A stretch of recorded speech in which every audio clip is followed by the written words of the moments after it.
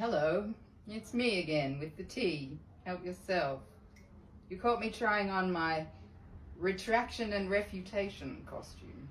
I went viral last week posting about a guy who claims he's Charles and Camilla's love child. If you search his name, the top results are all tabloid-style reports, quick, shallow glosses of his story, mostly rubbishing him, but not actually refuting him.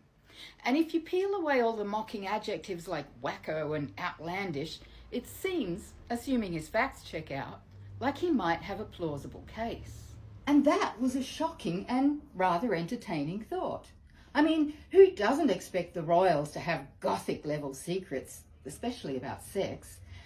And how dramatic might the effects of a revelation be in these volatile times? But the facts Durante Day gives about his adoptive family and his court battles to prove his identity don't check out. If I'd seen the 2021 takedown by the ABC's Media Watch beforehand, I would have made a very different video, or I wouldn't have made it at all. I drew a blank searching for official records of Durante Day's court proceedings, but with better resources, Media Watch could show that his case was thrown out by the High Court. When I looked at Durante Day's Facebook page, I thought maybe he truly is what he says he is, but a lifetime of royal denial and cover-up has made him the rather bitter, fanciful, occasionally spiteful, and frequently paranoid person he appears on social media. But eventually someone in the comments of my video gave me the name of his birth mother, the one he says is fictitious, and directed me to a Facebook page called The Fake Prince Down Under, The Research. And still I thought, look, the fact that the alleged relatives debunking his claims seem comparatively coherent, polite, patient, and rational is to be expected if they're in the pay of the palace, and doesn't itself prove his claim untrue. And then I read the statement from Tracy, his probable biological half-sister. And finally, a different story emerged. Simon actually tracked down his birth mother, the one listed on his birth certificate, who he says doesn't exist, in 2011. He spoke to her son, he had email contact with her daughter, and then he turned his back on them and began to craft the legend of his secret noble birth. But Simon was born in 1966 to an unmarried and recently bereaved young woman named Sandra Pinder, who had 10 days with her baby before she was forced to give him up for adoption. She had named him Trevor John. It was in fact his adoptive family who gave him the names Simon Charles. Simon was placed with the Day family at just 8 weeks old, and his adoption records show that he was 6 months old when his adoption was finalised. His adoptive grandparents, Winifred and Ernest, bless their memory, did not work for the royal household. So, mea culpa. I owe Tracy and Sandra and the Boldens and Amanda an apology. I was hasty. I should have done my research before platforming this guy. So let me make my position clear. I think Simon Durante Day has long since lost the boundary between hoax and delusion.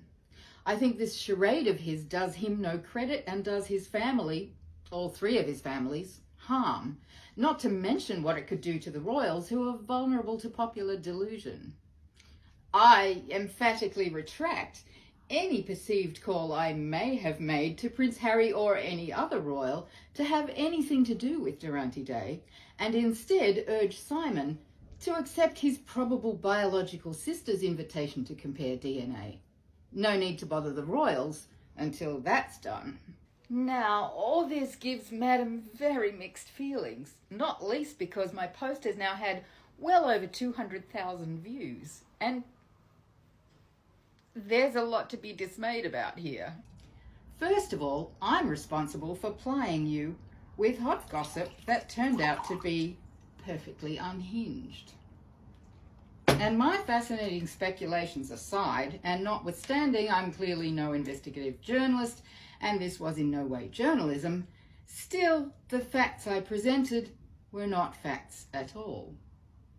I trusted their repetition in mainstream media, and their protagonists' vague references to legal process, and I did not adequately check his claims.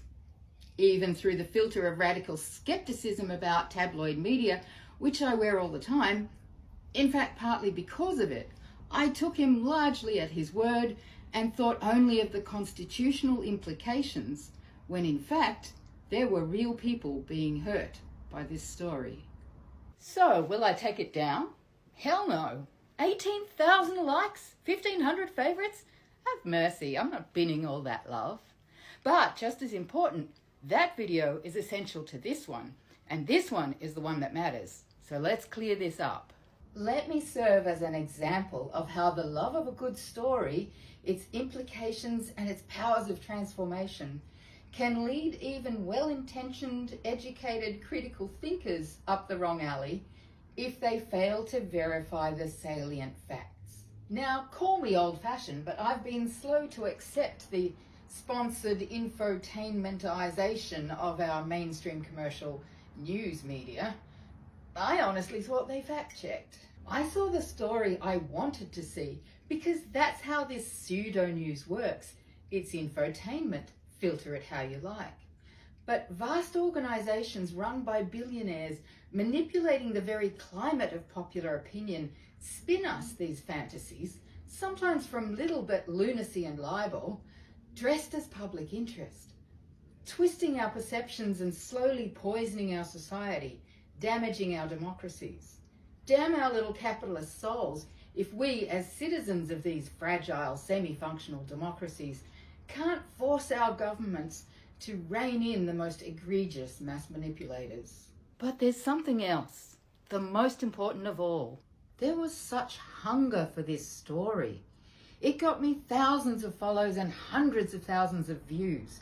And sure, there's the frock and the scandal and the natural schadenfreude for the super privileged.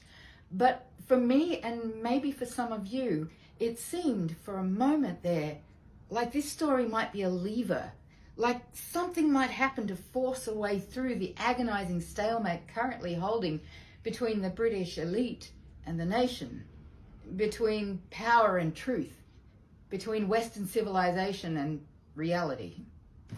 But no, it seems there'll be no easy roads or quick solutions. We'll have to slog it out for better or worse.